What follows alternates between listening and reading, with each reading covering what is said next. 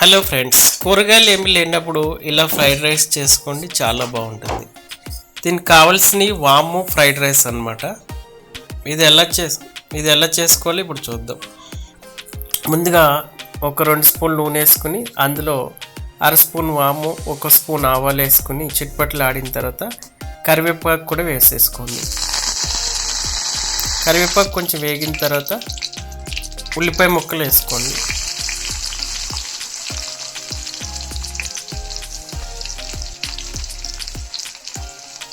ఉల్లిపాయలు golden brown colour వచ్చే వరకు వేపుకోవాలి.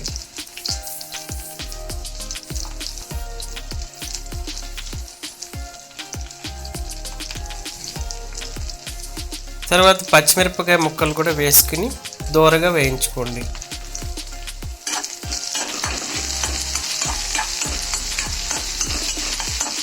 ఉల్లిపాయలు పచ్చిమిరపకాయలు బాగా వేగాలి. ఇప్పుడు దీంట్లో కొంచెం పసుపు, కొంచెం ఉప్పు వేసుకుని కలుపుకోండి. ఇవన్నీ కూడా గోల్డెన్ బ్రౌన్ కలర్ వచ్చే వరకు వేగేదాకా చిన్న మంట మీద వేయించుకోవాలి. తర్వాత ఇందులో 1 స్పూన్ నువ్వులు వేయండి. తెల్ల నువ్వులు కానీ నల్ల ఏదైనా వేసుకోవచ్చు. తర్వాత పచ్చి బఠానీలు వేసుకోండి. ఇక్కడ ఫ్రెష్ బఠానీలు వాడుతున్నాము.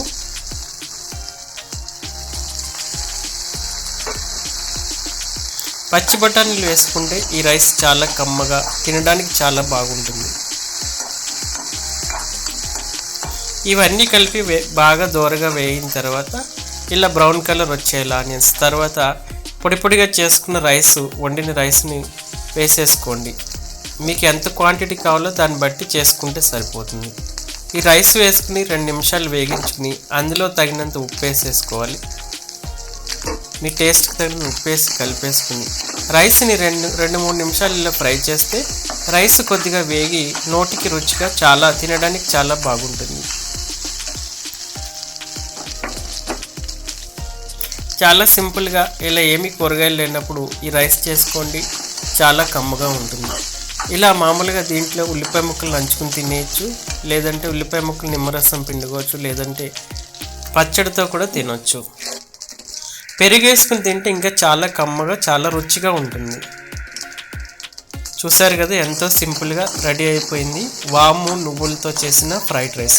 ఒకసారి మీరు కూడా ట్రై చేయండి, చాలా బాగుంటుంది. మరిన్ని వీడియోస్ కోసం ఛానల్ని లైక్ చేసి, షేర్ చేసి, సబ్స్క్రైబ్ చేసుకుని మాకు సపోర్ట్ చేయండి. ఓకే ఫ్రెండ్స్, వేడివేడిగా ఉన్నప్పుడే ప్లేట్లోకి తీసేసుకుని ఉల్లిపాయలు నంచుకుని నిమ్మరసం పిండుకుని తింటే చాలా సూపర్గా ఉండే ఫ్రైడ్ రైస్. నచ్చితే ఒక లైక్ చేయండి. Thank you.